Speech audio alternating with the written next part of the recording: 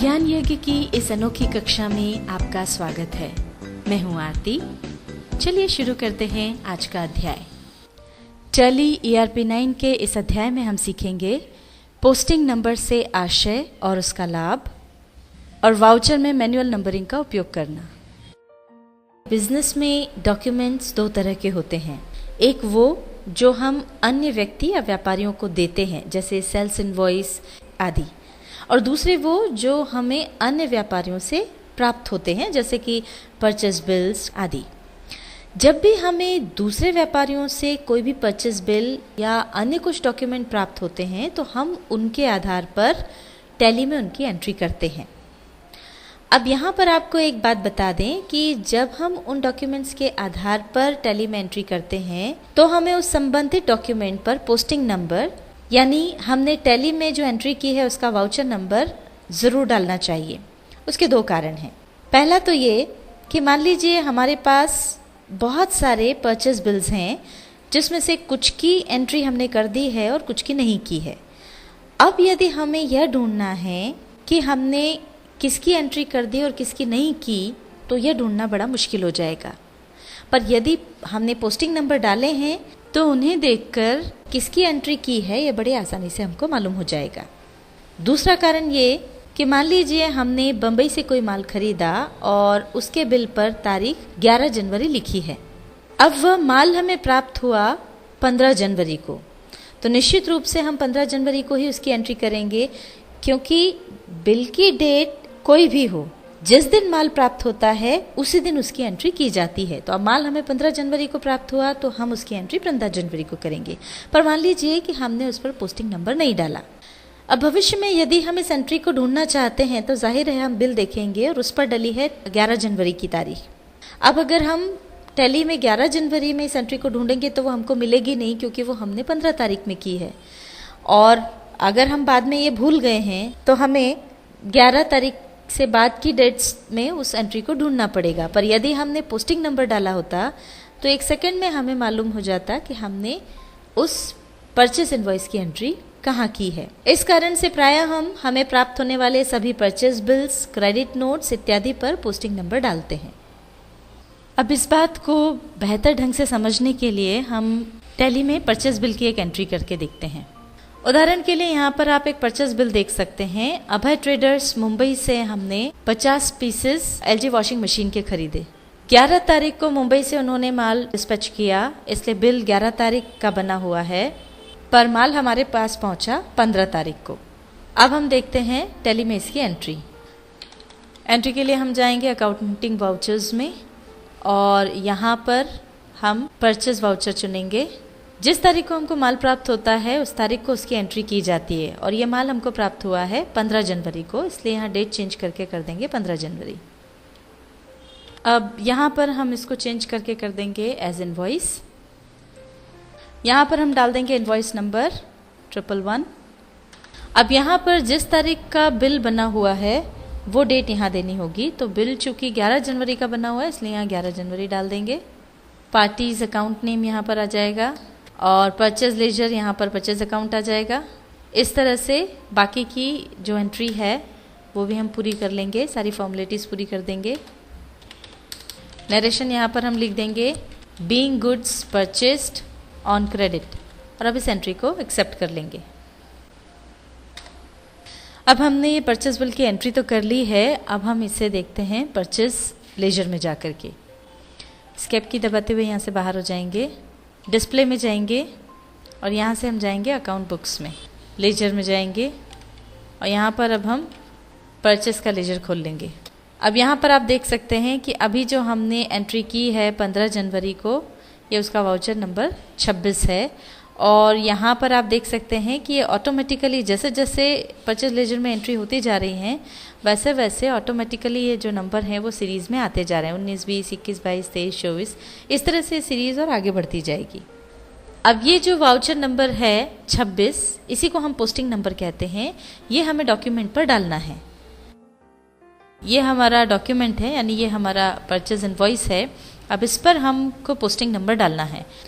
अब हमने purchase vouchers में इसकी एंट्री की है, तो उसके लिए हम कोई भी शॉर्ट फॉर्म यहाँ पे यूज़ कर सकते हैं। मान लीजिए हमने यहाँ पर P या फिर PUR लिख दिया और अब स्लैश लगा करके आगे हम जिस तारीख को हमने एंट्री की है वो तारीख यहाँ पर डाल देंगे। तो वो तारीख है 15 जनवरी और इसके बाद स्लैश लगा करके जो वाउचर नंबर था वो वाउचर नंबर डाल देंगे। उसके लिए हमने शॉर्ट फॉर्म ले लिया VN, नंबर था 26। तो अब जब आप इस परचेज इनवॉइस को देखेंगे तो आपको पता लग जाएगा कि इसकी एंट्री टैली में परचेज वाउचर में हुई है 15 तारीख को, यानी 15 जनवरी को हुई है और वाउचर नंबर जो है वो है 26। तो बस इसी तरह से आपको जो भी आपके डॉक्यूमेंट हैं या परचेज बिल्स हैं उन पर पोस्टिंग नंबर डालते जाना है। तो जिस तरह से आप यहाँ पर देख रहे हैं कि ऑटोमेटिकली ये नंबर डलते जाते हैं जैसे जैसे एंट्री होती है और ये पूरे सीरीज में चलते हैं। अब मान लीजिए 7 जनवरी को हमने सप्लायर बी से माल खरीदा था और 7 तारीख को ही वो माल हम तक पहुंच भी गया। और जैसा कि हम जानते हैं कि जिस दिन हमको माल मिल जाता है उसी दिन हमको उसकी एंट्री करना होती है, पर हमको यहाँ पर दिक्कत ये हुई कि बिल किसी कारण से उस दिन नहीं मिल पाया, इसलिए हम उसकी एंट्री 7 जनवरी में नहीं कर पाए और वो बिल हमको अब मिल रहा है 15 तारीख को। अब चूंकि माल हमको 7 तारीख को प्राप्त हुआ था इसलिए हमको उसकी एंट्री 7 तारीख में करनी है। अब जब हम जाकर उसकी एंट्री 7 तारीख में करेंगे तो समस्या ये होगी कि यहाँ पर एक एंट्री करने से ये जो आगे के वाउचर नंबर्स हैं वो गड़बड़ा जाएंगे, क्योंकि ये ऑटोमेटिक नंबरिंग है। जैसे ही यहाँ पर एक एक्स्ट्रा एंट्री आएगी उसका वाउचर नंबर 25 हो जाएगा और यहाँ 8 तारीख और 15 तारीख वाली जो एंट्रीज हैं उनके वाउचर नंबर बदलकर 26 और 27 हो जाएंगे, जिससे मैनुअल रिकॉर्ड में जो हमारे पोस्टिंग नंबर डले हैं और टैली में जो वाउचर नंबर्स रहेंगे उनमें अंतर आ जाएगा। ये अंतर किस तरह से आता है इसको और एक बार बेहतर तरीके से समझने के लिए हम इसको प्रैक्टिकली करके देखते हैं। तो हम यहाँ पर वो एंट्री डालकर देखते हैं और उसके लिए हम यहीं से ऐड वाउचर ऑप्शन का यूज़ कर लेंगे। ऑल्टर A प्रेस करके हम यहाँ पर एक वाउचर ऐड कर लेंगे। एक बात पर ध्यान रखें, जहाँ आपको एंट्री करनी है वो आपको सिलेक्ट करना होगा। हमको 7 तारीख में एंट्री करनी है तो ये 7 तारीख हमने सिलेक्ट कर ली। अब यहाँ से हम ऐड वाउचर ले लेंगे। अब यहाँ पर हम 7 जनवरी डला हुआ है, सप्लायर इनवॉइस नंबर डाल देंगे। 7 तारीख का ही बिल है इसलिए यहाँ पर 7 तारीख आ गई और अब बाकी जो डिटेल्स है वो भी हम डाल देंगे। सप्लायर बी से हमने माल लिया था, परचेस लेज़र ले लिया, नेम ऑफ आइटम, क्वांटिटी, ये सारी डिटेल्स डाल देंगे और इस एंट्री को फिर एक्सेप्ट कर लेंगे। अब ये देखिए ऑटोमेटिक नंबरिंग के कारण ये जो दूसरी एंट्री हमने अभी डाली है सप्लायर बी की वो ये 25 नंबर हो गया और ये दो एंट्रीज जिनके नंबर 25 और 26 थे वो बदल के 26 और 27 हो गए, इनके वाउचर नंबर चेंज हो गए हैं।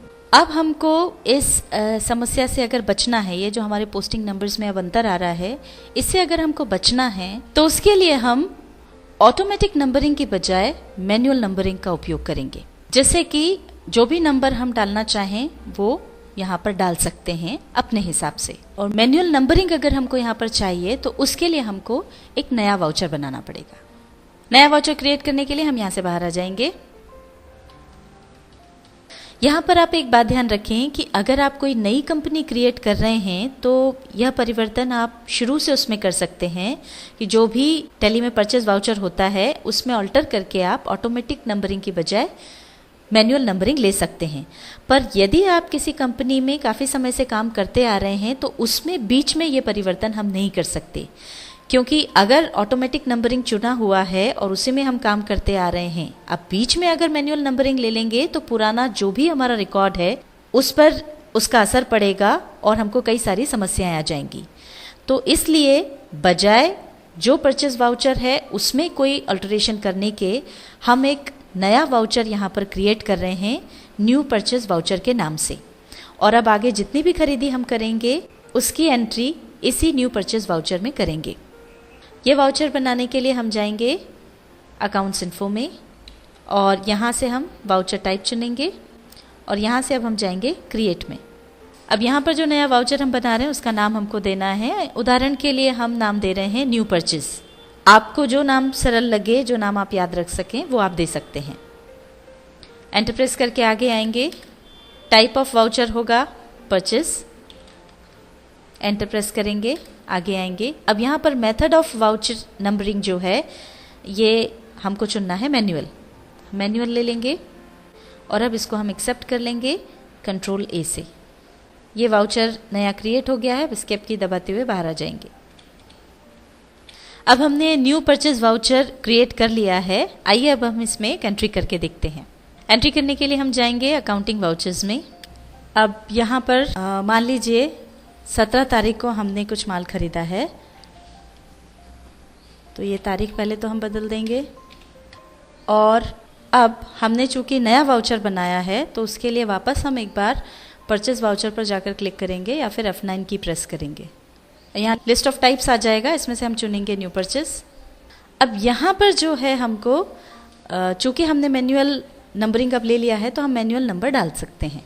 यहाँ पर हम डाल देंगे 01, सप्लायर इनवॉइस नंबर डालेंगे, इसको एज इनवॉइस कर देंगे। मान लीजिए हमने सप्लायर सी से माल खरीदा है, यहाँ पर हम सप्लायर सी डाल देंगे, परचेज अकाउंट आ जाएगा, बाकी की डिटेल्स भी भर देंगे और इसको एंट्री को एक्सेप्ट कर लेंगे। इसी तरह से मान लीजिए 17 तारीख में हमने और 2 अलग अलग सप्लायर से माल खरीदा। अब 17 तारीख में ये हमारा दूसरा ट्रांजैक्शन है, इसलिए हमने यहाँ पर इसको नंबर दे दिया 02। बाकी की डिटेल्स अब हम यहाँ भर लेंगे। पार्टी मान लीजिए सप्लायर ए है और इसी तरह से इसकी एंट्री। इसी तरह से हमने 17 तारीख को और जो माल खरीदा उसकी एंट्री भी कर ली है।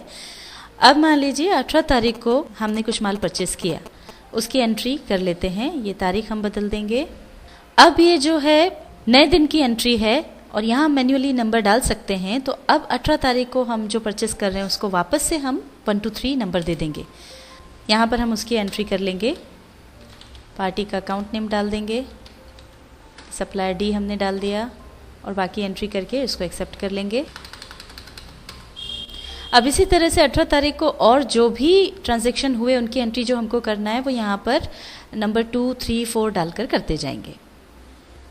अब ये जो एंट्रीज हमने की हैं उनको देखने के लिए हम परचेज लेजर में चलते हैं। इसके लिए यहाँ से बाहर हो जाएंगे डिस्प्ले में, यहाँ से हम जाएंगे अकाउंट बुक्स में और यहाँ से लेजर में।